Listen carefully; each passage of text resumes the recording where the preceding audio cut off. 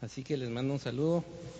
Estamos en la serie Lo que significa seguir a Jesús. El mes de junio se ha expuesto eso y también lo que va el mes de julio.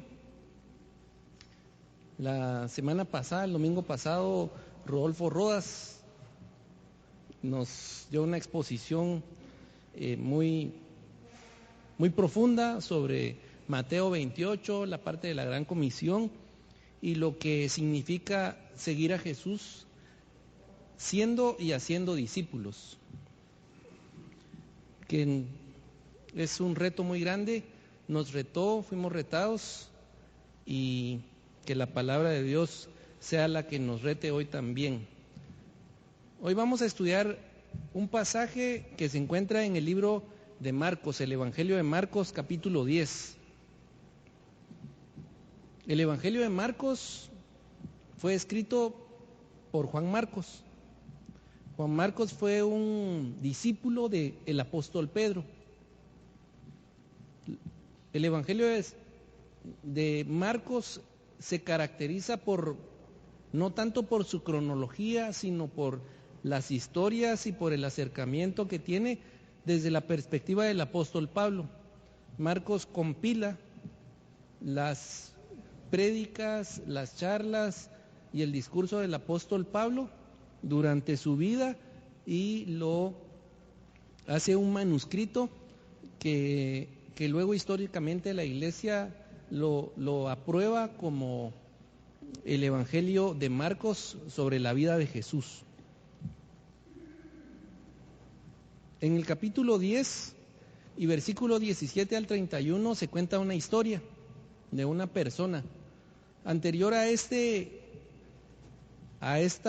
historia tenemos el momento cuando los niños, las personas los estaban acercando a Jesús, y el pasaje muy conocido: dejen a los niños, vengan a mí.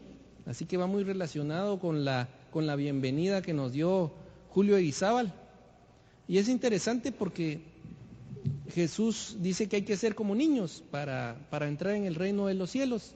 Y posteriormente se da este pasaje, que no le voy a poner el título que tiene en la Reina Valera, sino conforme vayamos avanzando le vamos a poner nombre.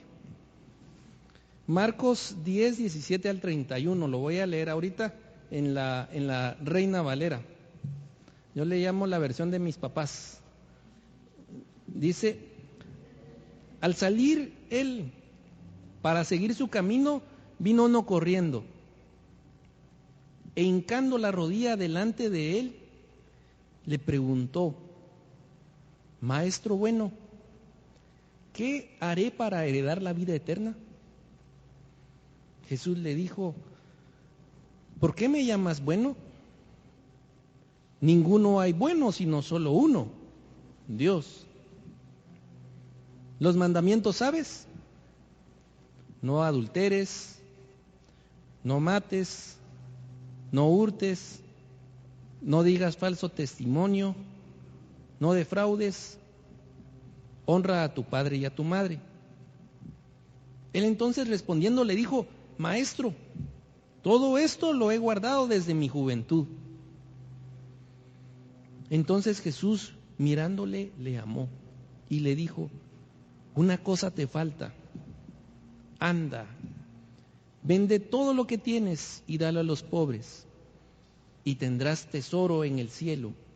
Y ven, sígueme tomando tu cruz. Pero él, afligido por esta palabra, se fue triste, porque tenía muchas posesiones.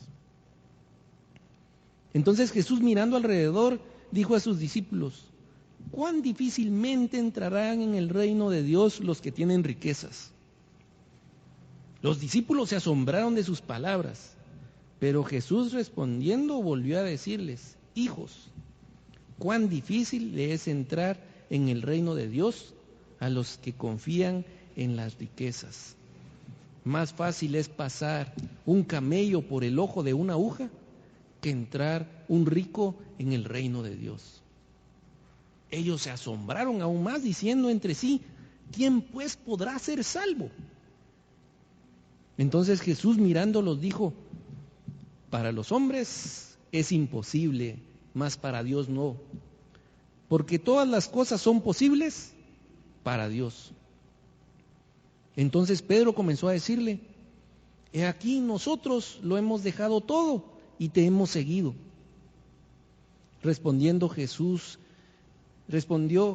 y dijo: de cierto os digo que no hay ninguno que haya dejado casa, o hermanos, o hermanas, o padre, o madre, o mujer, o hijos, o tierras por causa de mí y del Evangelio, que no reciba 100 veces más ahora en este tiempo, casas, hermanos, hermanas, madres, hijos y tierras con persecuciones, y en el siglo venidero la vida eterna. Pero muchos primeros serán postreros, y los postreros primeros. Un pasaje, una historia un poco extensa, como les digo, no quiero darle título, generalmente se le llama de una manera, pero voy a aclarar por qué no le doy ese título. Vayamos parte por parte de los versículos y vayamos al versículo 17. Dice: al salir él para seguir su camino, vino uno corriendo. E hincando la rodilla delante de él, le preguntó: maestro bueno, ¿qué haré para heredar la vida eterna? Jesús ya iba saliendo de la región de Galilea y se iba dirigiendo a Jerusalén. Ya en este capítulo es de los últimos capítulos que va encontrándose con personas en la región de Galilea y de Judea, y ya iba acercándose a Jerusalén. Así que ya él iba con la mente puesta. En este mismo capítulo 10, más adelante, ya él anuncia su muerte. Así que él ya va con una mentalidad bien definida. Pero se le acerca esta persona. En este versículo 17 del capítulo 10 no describe exactamente quién era, solo dice: vino uno corriendo e hincando la rodilla delante de él, le preguntó: maestro bueno, ¿qué haré para heredar la vida eterna? Una de las características de esta historia es que no es un milagro, no está Jesús echando un demonio fuera o dando una sanidad, sino se está encontrando con una persona que tiene una inquietud profunda, una inquietud que sale un poco de lo vano, de lo normal, y le pregunta: ¿qué haré para heredar la vida eterna? Era una persona con un grado de espiritualidad que buscaba algo más que lo material en su pregunta. En el siguiente, el versículo 18 dice: ¿qué haré para heredar la vida eterna? El versículo 19 continúa: ¿los mandamientos sabes? Le responde Jesús: no adulteres, no mates, no hurtes, no digas falso testimonio, no defraudes, honra a tu padre y a tu madre. Jesús responde con la ley y pone una medida bastante alta. La respuesta del joven rico es muy interesante porque rápidamente él dice: todo esto lo he guardado desde mi juventud. Por eso pienso que no era joven, porque si desde su juventud había guardado todo esto, quiere decir que ella era una persona que tenía cierta edad adulta. De las características que podemos encontrar hasta esta parte de la historia, una, que era una persona buena, moralmente y en el contexto judío era una persona culta, correcta, que guardaba la ley y los profetas, que seguía el mandamiento de los antiguos. Así que él dice: yo he cumplido todo eso desde mi juventud. Yo no podría decir eso, o sea, desde mi juventud no he cumplido todo esto. Es una persona muy recta, de un testimonio intachable, para que Jesús le pregunte y él le responda de esa manera, era porque él a sí mismo se concebía como una persona intachable. Así que esta es otra de las características que vemos en este pasaje. Si la salvación fuera por obras, esta persona habría obtenido la salvación, porque había cumplido los mandamientos. Él no tenía problema con eso.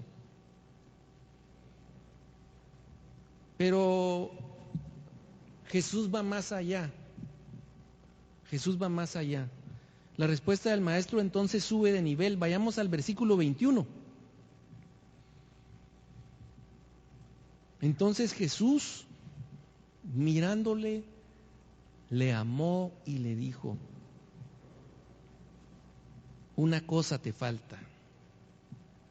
Anda, vende todo lo que tienes y dalo a los pobres, y tendrás tesoro en el cielo, y ven, sígueme, tomando tu cruz. Una cosa, pero ¿qué cosa?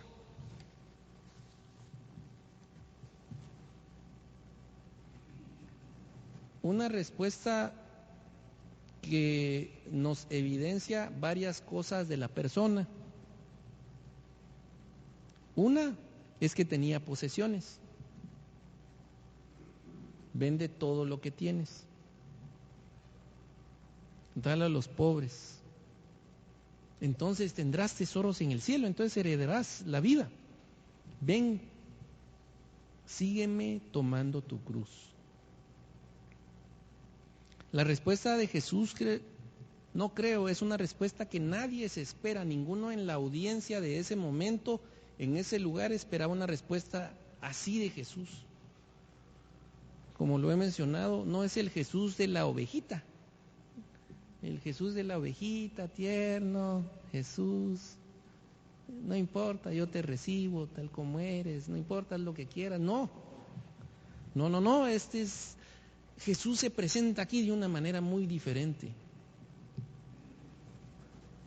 Ante un hombre socialmente, económicamente, en una buena posición, Jesús le hace un reto al corazón. Me imagino que lo escaneó, como lo hace con nosotros, y encontró algo, y era la confianza en la que este joven rico tenía puesto todo lo que él creía que debía hacer para la vida eterna. La respuesta o la reacción de él está en el versículo 22, pero él, afligido por esta palabra, se fue triste porque tenía muchas posesiones. Y aquí entonces sí podemos decir que era rico. Tenía muchas posesiones. No era joven, pero sí era rico. Pero él, afligido por esta palabra, se fue triste porque tenía muchas posesiones.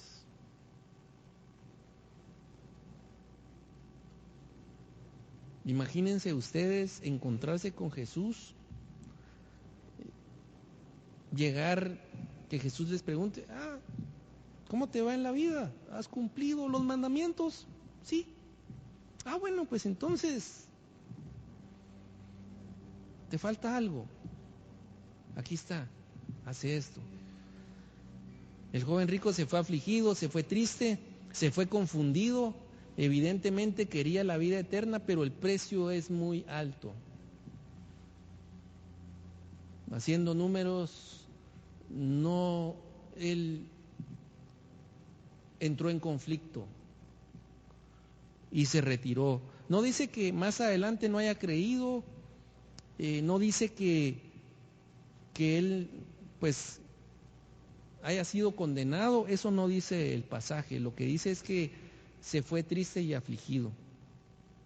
Es interesante porque Jesús, en su camino, en los distintos pasajes del Evangelio que podemos encontrar, encontramos que se juntó con varios ricos, pero no a todos les pidió sus riquezas.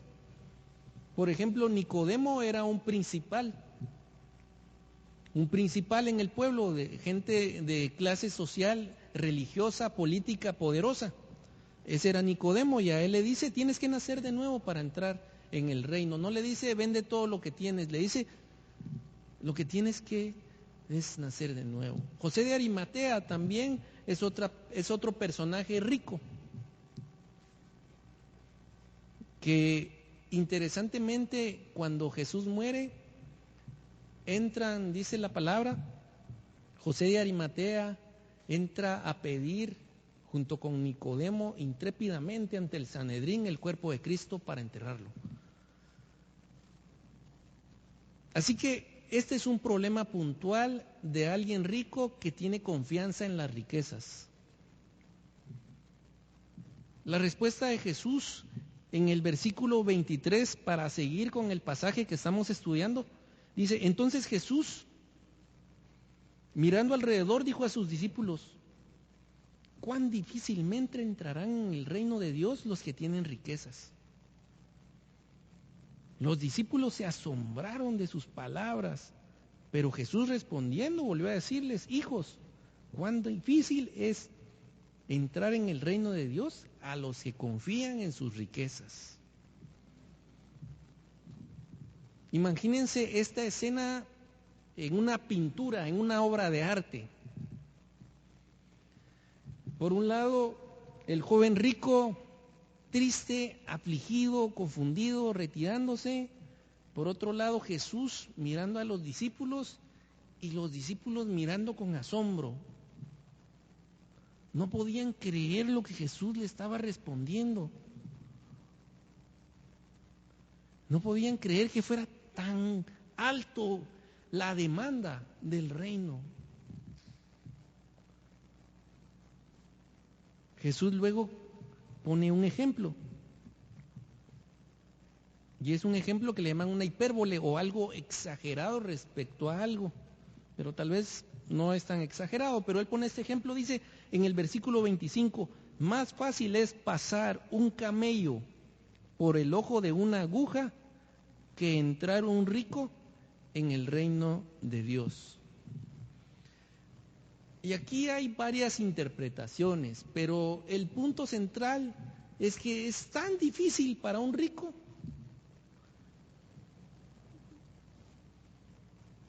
reducirse, ingenierilmente podríamos decir, así es de tan eficiente para entrar en el reino. En el 26 dice, ellos se asombraron aún más diciendo entre sí, ¿quién pues podrá ser salvo?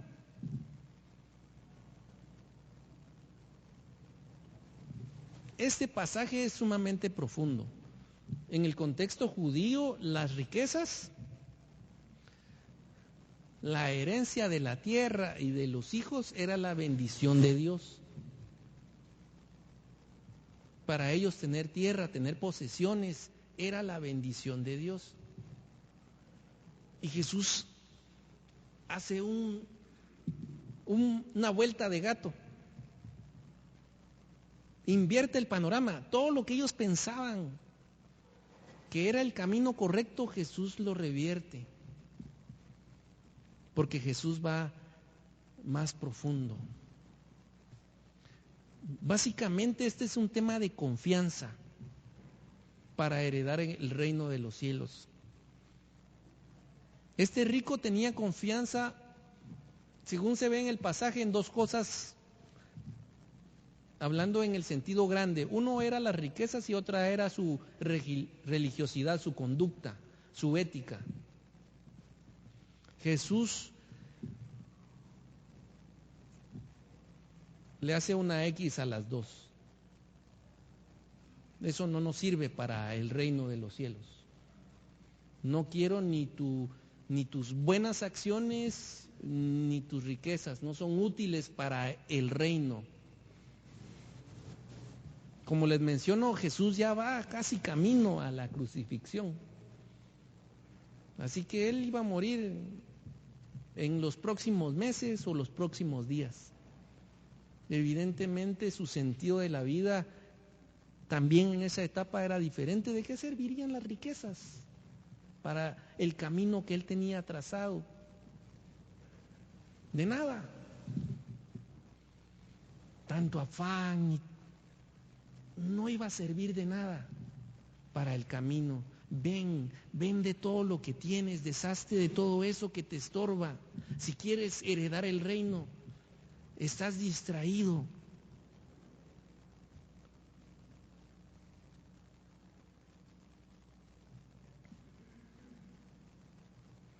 Deja todo eso, eso no es el reino.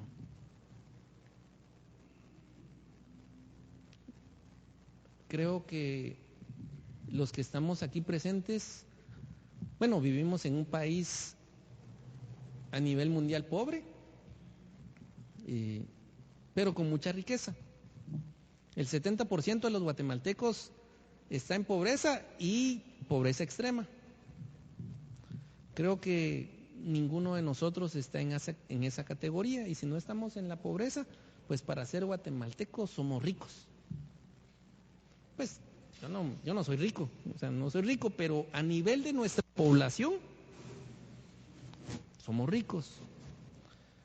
No somos la persona que sale de la maquila un sábado a las 5 de la tarde buscando un banco tratando de cambiar un cheque, porque si no ese día no come él y sus hijos. No somos eso. Y la mayoría, el 70% de los nuestros está así. Otras aflicciones tendremos y otros problemas tendremos, pero en pobreza o pobreza extrema creo que difícilmente estaremos los que estamos aquí presentes o la mayoría de nuestra congregación. En cuanto a religiosidad, creo que la mayoría de nosotros trata de portarse bien, en la mayoría de los casos. A la iglesia el domingo, de leer la Biblia, orar. Creo que en la mayoría de los casos podríamos ubicarnos ahí. Es cierto, no podríamos decir como el joven rico, todo lo hemos cumplido, pero creo que moralmente somos en general mejores que la mayoría. Así que creo que este pasaje se acerca mucho o un poco a nuestras riquezas. Puede ser que confiemos en nuestro intelecto, puede ser que confiemos en nuestras buenas relaciones, puede ser que confiemos en nuestra buena educación. El mensaje de vida, una iglesia donde saludan, qué bien se siente uno ahí, un abrazo le dan y la gente sonriente. Esa sí es una iglesia de verdad. Nosotros nos sentimos así orgullosos y decimos, no, nosotros no somos cualquier iglesia. Además tenemos la palabra, aquí se predica la palabra. El mensaje de vida se predica la palabra. Creo que si Jesús entrara ahora ahí, ¿qué nos diría? ¿Cuál sería el acercamiento que le haríamos y cuál sería la respuesta en cuanto a la confianza de la vida eterna? El rico le preguntó algo profundamente espiritual: ¿qué haré para heredar la vida eterna? La respuesta de Jesús fue radical. Todo en lo que confías actualmente, déjalo. Todo lo que confías actualmente, que crees que te puede salvar, déjalo. No te va a llevar al reino de los cielos. Los discípulos se asombraron, hasta para ellos, que caminaban junto a él, fue una respuesta muy dura y controversial. ¿Cómo voy a dejar todo? ¿Qué voy a hacer para vivir?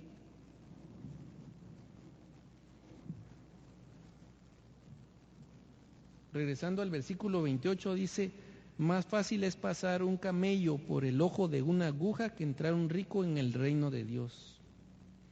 Ellos se asombraron aún más, diciendo entre sí: ¿quién pues podrá ser salvo? La serie que estamos viendo se llama se ha denominado lo que significa seguir a Jesús. Así que creo yo que tiene mucha relación en la línea. La exposición de Rodolfo sobre el hacer y ser discípulos fue una exposición muy profunda también en el quehacer del cristianismo. Y creo que es un gran reto el ser y hacer discípulos.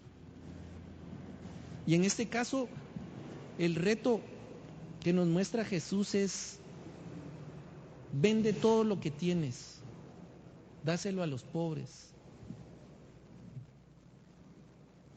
toma tu cruz y sígueme. Era imposible humanamente hablando. Así que en el versículo 27 Jesús dice: entonces Jesús mirándolos dijo: para los hombres es imposible, mas para Dios no. Porque todas las cosas son posibles para Dios. Este fue un momento de total autoridad del Hijo de Dios. El hombre no puede salvarse a sí mismo, pero lo que es imposible para él es posible para Dios, porque todas las cosas son posibles para Dios. Y esto tiene que ver con todos los ámbitos de la vida. Para Dios no hay nada imposible. Y el reto me parece bien interesante porque cada uno de nosotros ha de tener alguna riqueza.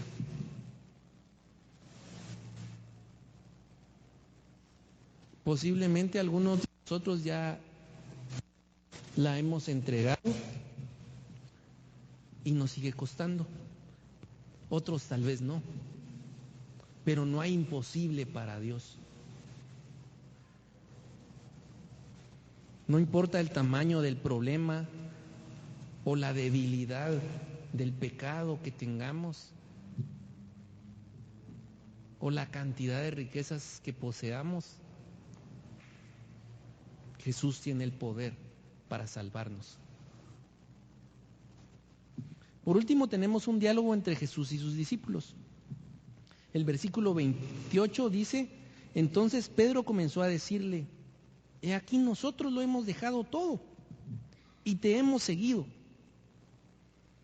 Respondió Jesús y dijo: de cierto os digo que no hay ninguno que haya dejado casa, o hermanos, o hermanas, o padre, o madre, o mujer, o hijos, o tierras, por causa de mí y del Evangelio, que no reciba 100 veces más ahora en este tiempo, casas, hermanas, madres, hijos y tierras con persecuciones, y en el siglo venidero la vida eterna. Esta es una promesa de Jesús, que los discípulos vivieron más adelante. Cuando este mismo Pedro expone y se convierte en miles de personas, y el reino de los cielos se ve evidente con la venida del Espíritu Santo.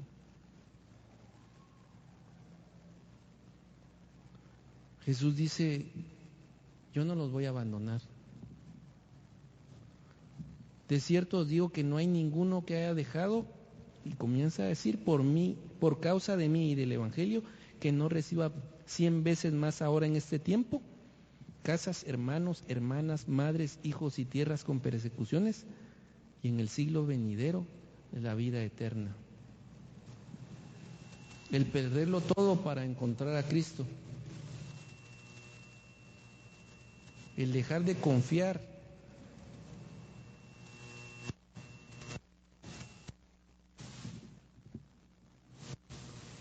Vamos a esperar un momento, solo sigo, ¿ok? ¿Me separo o algo o no? Ok, gracias, perdón. La respuesta de Jesús es controversial también acá. El punto es abandonar aquellas riquezas para recibir el reino. Y miren, qué rico sería decir, oh, lo casas, hermanos, entonces esto es abundancia y prosperidad. También habla de persecuciones. ¿Quién está dispuesto a ser perseguido por causa de Cristo?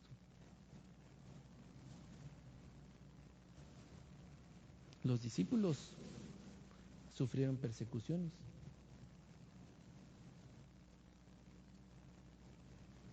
Muchos de ellos viajando sin hogar, otros los recibieron en sus casas, encontraron otros hermanos, encontraron otros papás, dejándolo todo le siguieron. Y al final dice, pero muchos primeros serán postreros y los postreros primeros. El reino de los cielos es para todos. No tiene que ver con clase social, económica, política, religiosa. Jesús no hace acepción de personas. En el contexto, los que parecían primeros, como el rico, pudo haberse quedado como un postrero. ¿Y nosotros?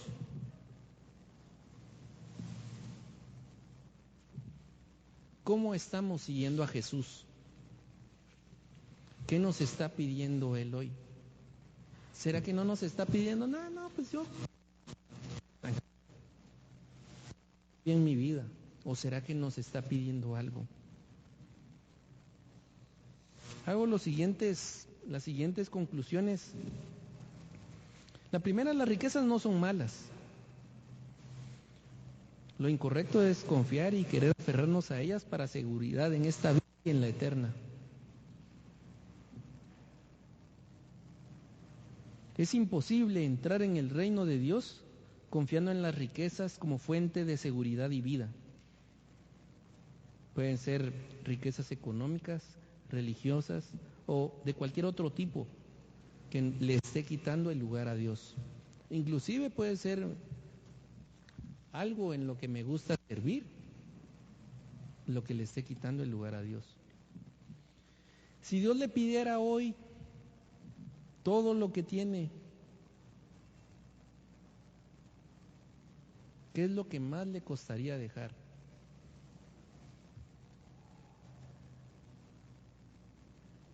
¿Lo podría dejar todo y seguirle? ¿O habrá algo que no dejaría? Puede ser que ahí esté la riqueza. Todo es de Dios. Nada es nuestro.